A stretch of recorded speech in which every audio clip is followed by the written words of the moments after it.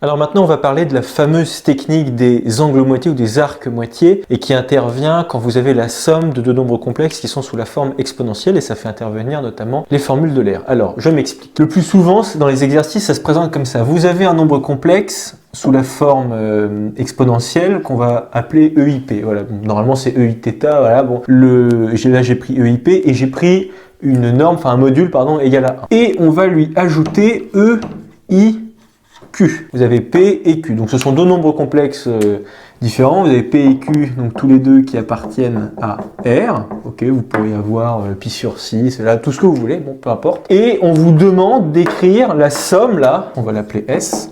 On vous demande d'écrire S sous la forme exponentielle. Donc vous êtes d'accord avec moi, normalement, pour dire que S, c'est un nombre complexe, étant donné que EIP et EIQ, ce sont deux nombres complexes. Donc quand vous ajoutez deux nombres complexes entre eux, c'est bon, il n'y a pas de problème. C'est toujours un nombre complexe. Donc S, c'est bien un nombre complexe, mais il n'est pas sous la forme exponentielle là. Non, parce que la forme exponentielle, qu'est-ce que c'est? C'est d'abord, on a le module, et ensuite vous avez EI quelque chose, EIθ. C'est ça la forme exponentielle d'un nombre complexe. Là, vous avez la somme, vous voyez, vous avez une forme exponentielle plus une forme exponentielle.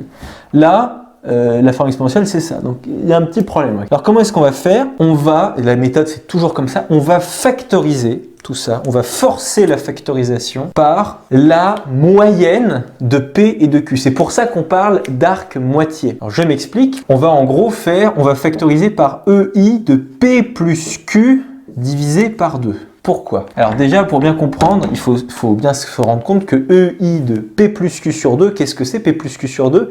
C'est la moyenne de P et de Q en réalité. C'est simplement le centre, c'est pour ça qu'on appelle ça arc moitié. Si là, vous avez P et que là, vous avez Q, normalement, vous savez que là, vous avez P plus Q sur 2. Okay, c'est ce qui est à la moitié de P et de Q. Donc si vous voulez factoriser tout ça par EI P plus Q sur 2, alors qu'est-ce que ça va donner? Il va falloir qu'on équilibre, je vais dire.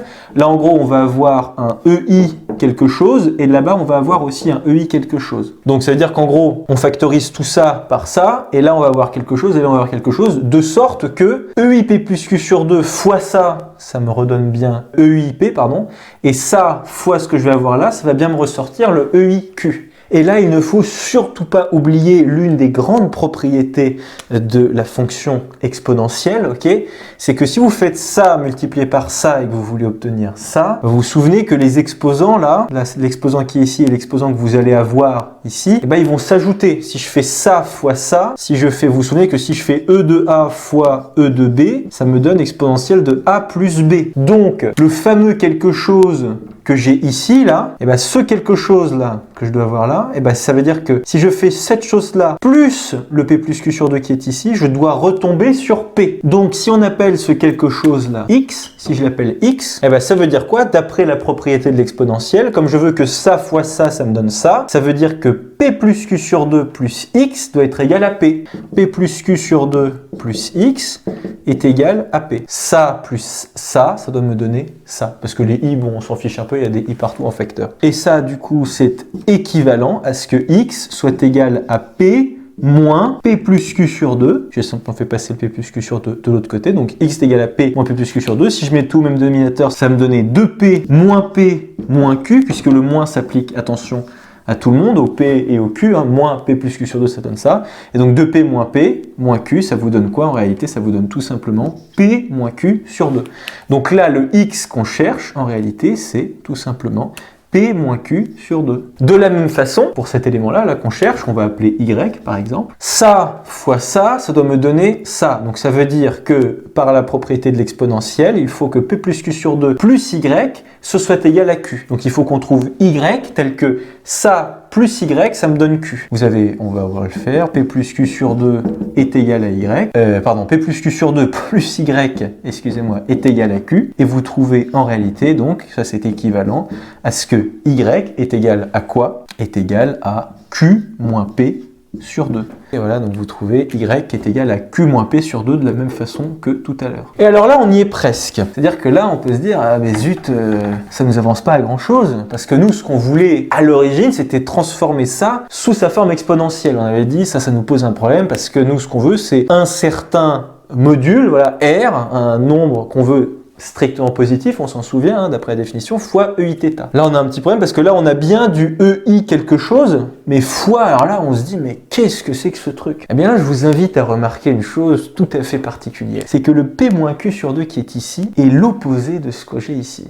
Si bien que, et oui, parce que là, vous avez P moins Q sur 2, et là, vous avez Q moins P. Donc, en réalité, le Q moins P sur 2 que vous avez là, vous pouvez très bien décider, et on va le faire, à vrai dire, de mettre un moins ici et de transformer tout ça en P plus Q, P moins Q sur 2, pardon. Vous avez donc EI P moins Q sur 2 plus E de moins I P moins Q sur 2. Et ça, normalement, ça devrait vous faire penser à quelque chose. C'est ce que l'on appelle la formule, c'est l'une des formules d'Euler. Parce que qu'est-ce que nous dit notre cher Euler? Il nous dit que EIθ plus E de moins Iθ, le tout divisé par 2, ça doit normalement vous donner le cosinus de θ. EIθ plus E de moins Iθ divisé par 2, ça vous donne le cosinus de θ. Ça, c'est une formule extrêmement importante.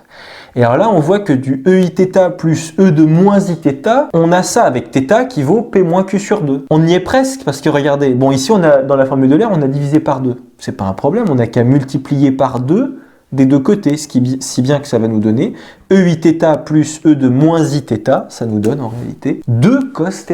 Et là, c'est génial parce qu'on va pouvoir remplacer tout ça grâce à notre cher Euler par 2 cosinus θ. Donc, tout ça, là, c'est égal 2 fois le cosinus de notre θ, c'est-à-dire P moins Q sur 2. Ok?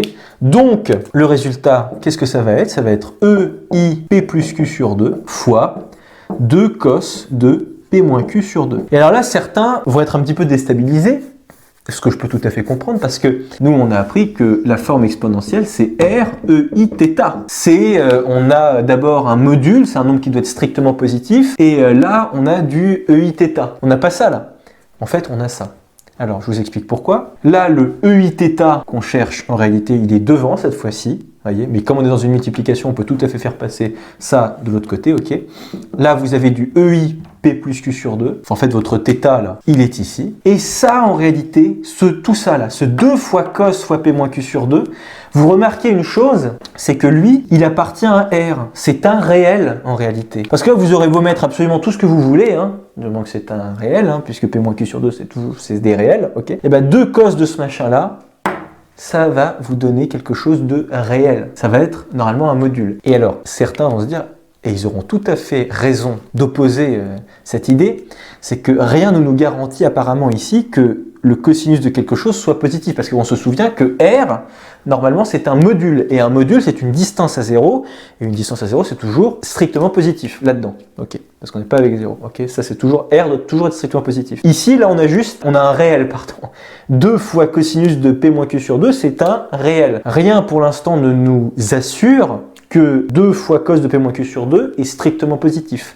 Mais vous verrez que dans tous les exercices, eh ben, ils préciseront quelque chose qui va faire que toujours, le résultat qu'on va avoir là, le P moins Q sur 2 qu'on va avoir, ce sera toujours un nombre qui, lorsque je prends son cosinus, ça nous donne un réel qui est strictement positif. Tout le temps, vous en faites pas pour ça. Donc voilà, donc l'idée, elle est là. C'est ça la logique qu'il y a derrière la technique de l'arc ou de l'angle moitié. Vous êtes face à la somme de deux complexes, EIP plus EIQ, vous factorisez par la moitié les deux. Là, il faut savoir, ces deux valeurs-là, P moins Q sur 2, en fait, il n'y a qu'une seule valeur à connaître, hein, c'est P moins Q sur 2, parce que d'un côté, vous avez P moins Q sur 2, et de l'autre, vous avez moins P moins Q sur 2, voyez. Et là, c'est génial parce que ça vous fait penser aux formules d'Euler. Et les formules d'Euler, qu'est-ce que ça vous sort? Ça, vous pouvez le remplacer par 2 fois le cosinus de P moins Q sur 2. Et ça, grâce à ce que vous dit l'énoncé au tout début, vous allez pouvoir justifier que ça, c'est strictement positif. Mais ça, c'est au cas par cas dans chaque exercice. Pardon. Voilà, donc ça, c'est vraiment une technique à connaître. On va voir des exemples dans des exercices.